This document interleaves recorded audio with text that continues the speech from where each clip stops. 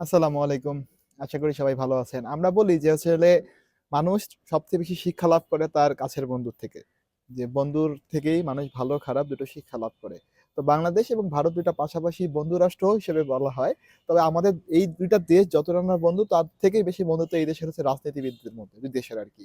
যে বলা হয়ে থাকে যে শেখ হাসিনার পরম বন্ধু হচ্ছে ভারতের প্রধানমন্ত্রী নরেন্দ্র মোদি। তো নরেন্দ্র মোদি থেকে শেখ হাসিনা অনেক কিছু শিক্ষা লাভ করেছেন। তেমনই হচ্ছে শেখ হাসিনার থেকেও নরেন্দ্র মোদি অনেক কিছু শিক্ষা লাভ করেছেন যেটার ফলাফল তার কার্যকলাপে দেখা যায়।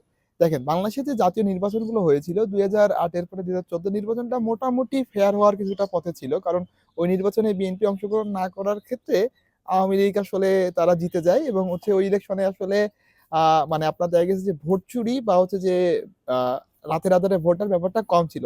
কিন্তু ২০১৮ আর ২০২৪ এর যে নির্বাচন এইটাতে কিন্তু আসলে ওপেনলি দেখা গেছে যে আমাদের রাতের মধ্যে ভোটটা হয়ে গেছে বা হচ্ছে যে কোনো ভোটার যদি ভোট দিতে মানে অলরেডি সে কেন্দ্রে যায় যেয়ে দেখে তার ভোটটা অলরেডি অন্য কেউ দিয়ে দিয়েছে।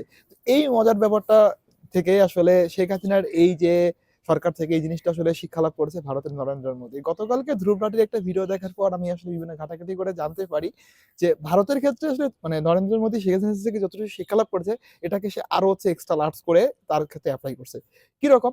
ধরেন সে আগে জরিপ করেছে যে বিজেপি যেসব মানে রাজ্যগুলোতে তারা হচ্ছে খুব কম ভোটে যেতে। ধরেন যে ২০০০, ১০০০ বা হচ্ছে যে খুব হার্ড কনটেস্ট হওয়ার টার্গেট থাকে অন্যান্য রাজনৈতিক দলগুলোর ক্ষেত্রে। সে কি করছে?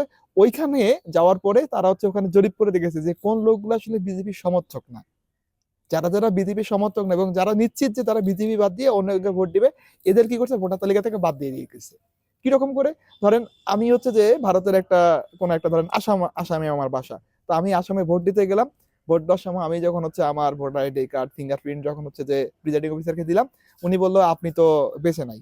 বেঁচে নাই মানে?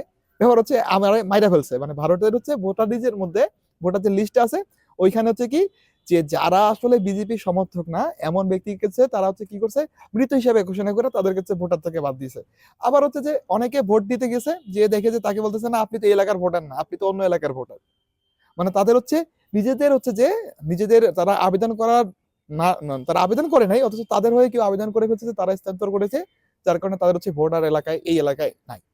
তো এরকম করে ভারতের হচ্ছে যে বিজেপি আসলে শেখ হাসিনার কাছ থেকে আসলে একটা মজার জিনিস শিখেছে এবং সেটা তার দেখে অ্যাপ্লাই করেছে এবং আরেকটা আমরা হচ্ছে বিভিন্ন যে ইন্টারনেটে বিভিন্ন তথ্য পর্যালোচনা দেখতে পাই যে ভারতের ক্ষেত্রে যে বিজেপির যে আসলে এখন সংসদ সদস্যরা আছে উত্তরপ্রদেশের ক্ষেত্রে ওইখানে আসলে কোনো মুসলিম আসলে কোনো আসলে সংসদ সদস্য নেই মানে এমএলএ বা এমপি যেটা বলেন না কেন নেই। এটার কারণ কি যে যেসব আসলে এরিয়াতে ধরেন যে আসলে মুসলিম ভোটাররা বেশি ছিল ওইসব এরিয়াকে হচ্ছে বিজেপি তারা এমনভাবে ভাগ করেছে যে আসলে যাতে কোনো একটা আসনে মুসলিমরা আসলে সংখ্যা মানে ধরেন যে সংখ্যার দিক থেকে বেশি তারা ভোটার হতে না পারে।